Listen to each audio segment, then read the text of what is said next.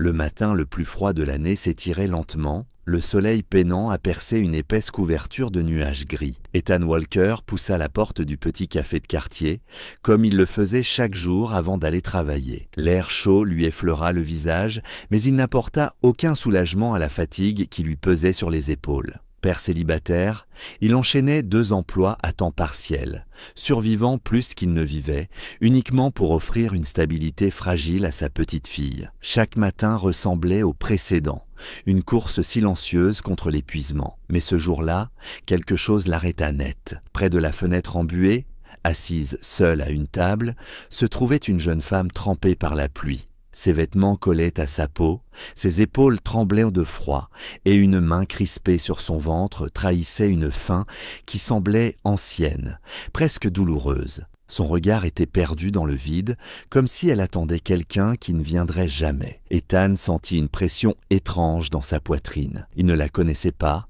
mais son expression lui était terriblement familière. Il avait déjà vu ce regard, dans le miroir. Les nuits où il se demandait comment il paierait le loyer, dans les yeux de sa fille quand il n'y avait presque plus rien dans le réfrigérateur. Cette femme portait une fatigue qui dépassait le manque de sommeil. C'était celle des gens qui ont trop longtemps tenu debout sans aide. Ethan savait qu'il pouvait faire comme tous les autres, commander son petit déjeuner bon marché et repartir. Mais ses jambes refusèrent d'obéir. Il s'approcha lentement, sans bruit, comme s'il craignait de la briser. Sur le comptoir, il ajouta une assiette de pain grillé à sa commande, la même qu'il prenait toujours, simple et rassurante. Lorsqu'il la posa devant elle, leurs regards se croisèrent. D'abord la peur, puis l'incompréhension, et enfin une gratitude si fragile qu'elle sembla lui couper le souffle. « Je m'appelle Clara », murmura-t-elle, sa voix presque douloureuse, comme si parler était un effort immense. Ethan ne posa aucune question.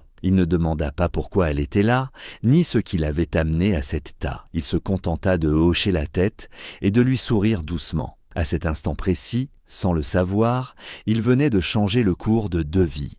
À partir de ce matin-là, une étrange routine s'installa, sans qu'aucun d'eux n'ose vraiment la nommer. Chaque jour, Ethan retrouvait Clara à la même table, près de la fenêtre. Elle arrivait toujours avant lui, discrète, presque effacée, comme si elle craignait d'occuper trop d'espace.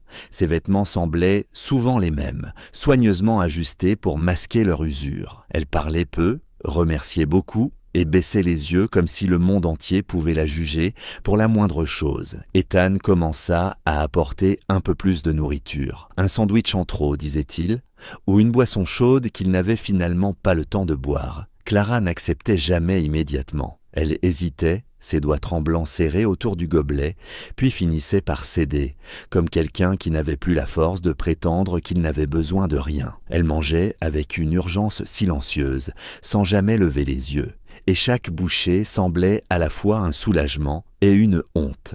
Avec le temps, Ethan remarqua des détails qui l'inquiétèrent. La façon dont elle sursautait au moindre bruit sec, son regard fuyant dès qu'un homme entrait dans le café, les marques qu'elle tentait parfois de cacher sous ses manches, bleutées, trop régulières pour être de simples accidents. Il ne dit rien.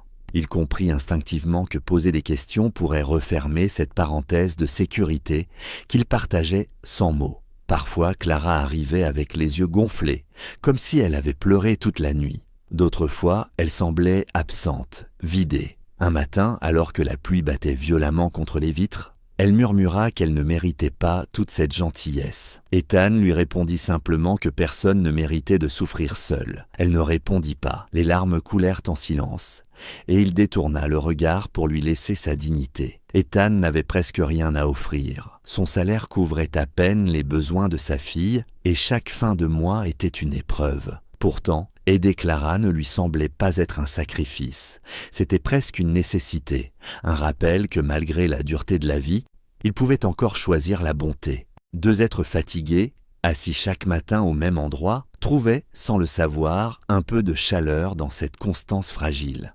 Puis, un matin, la chaise près de la fenêtre resta vide. Ethan entra dans le café, balaya la pièce du regard et sentit aussitôt une inquiétude sourde lui serrer le ventre. Il regarda l'horloge, se dit qu'elle était peut-être en retard. Il commanda son café, s'assit, attendit. La porte s'ouvrit plusieurs fois, laissant entrer des clients pressés. Mais jamais Clara. Lorsqu'il repartit travailler, un malaise persistant l'accompagna toute la journée. Le lendemain, elle ne revint toujours pas, ni le jour suivant. Chaque matin, Ethan s'installait face à la fenêtre, fixant la rue détrempée, espérant apercevoir sa silhouette. Le café, autrefois refuge silencieux, lui sembla soudain plus froid, plus bruyant, presque hostile. Il se surprit à imaginer le pire. Un accident, une fuite précipitée, quelqu'un qui l'aurait retrouvée. Il se reprochait de ne rien savoir d'elle, de n'avoir jamais demandé où elle allait le soir, si elle avait un endroit sûr où dormir. 3 jours passèrent, 3 jours durant lesquels Ethan réalisa à quel point cette présence discrète avait pris de la place dans sa vie. Il comprit alors que la gentillesse pouvait aussi créer un vide lorsqu'elle disparaissait. Ce lien fragile, construit sans promesse, lui manquait plus qu'il ne l'aurait cru. Il se sentait impuissant, inutile, comme si son geste quotidien avait été interrompu avant d'avoir pu vraiment aider. Le 4e matin, alors qu'il s'apprêtait à quitter le café plus tôt que d'habitude, la porte s'ouvrit brusquement. Un silence étrange tomba sur la pièce. Plusieurs hommes en costume sombre entrèrent les premiers, leurs regards balayant la salle avec une précision presque militaire. Derrière eux, 2 personnes tenant de lourds dossiers. Et enfin, Clara, elle avançait lentement, visiblement nerveuse, mais transformée. Ses vêtements étaient propres, son visage reposé, ses cheveux soigneusement attachés. Elle semblait plus droite, comme si elle avait enfin repris possession de son corps. Ethan se leva, le cœur battant. Il ne comprenait rien à cette scène irréelle, seulement que quelque chose de décisif était sur le point de se produire. Et au fond de ses yeux, lorsqu'elle croisa son regard, il vit les larmes monter, chargées de gratitude et de vérité. Les 2 hommes en costume s'arrêtèrent devant la table d'Ethan. Le café entier semblait retenir son souffle. L'un des avocats se présenta d'une voix posée, presque trop formelle pour ce lieu modeste. Il expliqua que Clara Hayes avait été portée disparue pendant des mois, que sa famille la cherchait sans relâche et qu'elle venait enfin d'être retrouvée. Ethan sentit ses oreilles bourdonner, incapable de relier ces mots à la femme qu'il connaissait, silencieuse et affamée, recroquevillée près de la fenêtre. Clara fit un pas en avant que l'avocat ne continue. Ses mains tremblaient, mais son regard restait fixé sur Ethan. Elle raconta alors ce qu'elle n'avait jamais osé dire. Elle venait d'un monde d'aisance et de contrôle, d'une famille puissante, mais sa vie avait basculé lorsqu'elle s'était fiancée à un homme qui l'avait peu à peu isolée. Il gérait son argent, ses déplacements, ses contacts. Derrière les apparences, il y avait la peur, les coups, les menaces. Le jour où elle avait fui, elle n'avait rien emporté, ni argent, ni papier, ni courage pour demander de l'aide. Elle avait vécu cachée, changeant d'endroit, survivant comme elle pouvait, persuadée qu'elle méritait ce qu'elle endurait, jusqu'au matin où un inconnu lui avait tendu une assiette de pain chaud sans poser de questions. « Chaque jour, dit-elle d'une voix brisée, je revenais ici parce que je savais que quelqu'un me verrait comme une personne, pas comme un problème. » Elle expliqua que ces quelques minutes de bonté avaient été la seule chose qui l'empêchait de sombrer complètement. Ethan était pétrifié. Il n'avait jamais cherché à sauver qui que ce soit. Il avait simplement fait ce qu'il aurait espéré qu'on fasse pour lui. Les avocats ajoutèrent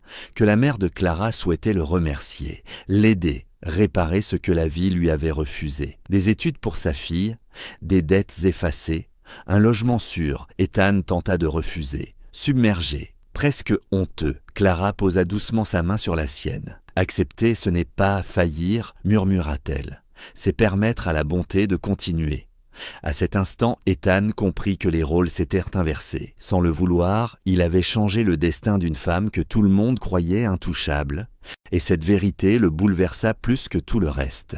Les changements ne furent pas immédiats ni spectaculaires. Ils arrivèrent doucement, presque timidement, comme pour ne pas effrayer Ethan. Les dettes qui l'étouffaient disparurent sans bruit. Sa fille obtint une place dans une école où elle pourrait apprendre sans manquer de rien. Un appartement plus sûr se présenta, sans explication compliquée. Ethan accepta tout cela avec une émotion mêlée de gratitude et d'incrédulité, comprenant peu à peu que refuser aurait été une autre forme de fierté inutile. Clara, elle, continua de revenir au café, mais sans cette peur constante dans les yeux. Elle riait parfois, parlait davantage, retrouvant une voix qu'elle croyait perdue. Elle se lia d'une affection sincère avec la petite fille d'Ethan, devenant pour elle une présence douce, presque familiale. Le café, autrefois simple refuge, était devenu un lieu de renaissance silencieuse. Ethan, qui avait longtemps eu l'impression de se noyer lentement, découvrit enfin ce que signifiait respirer sans crainte. Il comprit que sa bonté n'avait pas été un acte isolé, mais le point de départ d'une chaîne invisible. Clara avait retrouvé sa liberté, lui avait retrouvé l'espoir. Deux vies, venues de mondes opposés, s'étaient croisées pour se rappeler une vérité simple. La dignité n'a pas de prix, et la compassion ne demande aucune richesse. Un soir, alors qu'il bordait sa fille, Ethan réalisa que ce geste banal, offrir un morceau de pain, avait changé leur avenir à tous les deux. Il n'avait pas sauvé une héritière, il avait aidé une femme brisée. Et en retour, il avait été aidé sans jamais être jugé. Dans un monde souvent dur et indifférent, cette rencontre prouvait que la gentillesse la plus discrète pouvait devenir un refuge, puis une lumière. Ethan ne se considéra jamais comme un héros. Il resta simplement cet homme qui, un matin glacial, avait choisi de ne pas détourner le regard. Et quelque part, grâce à ce choix, 3 cœurs battaient désormais avec un peu plus de paix. Si cette histoire a touché votre cœur, laissez un commentaire, un j'aime et abonnez-vous pour continuer ce voyage ensemble.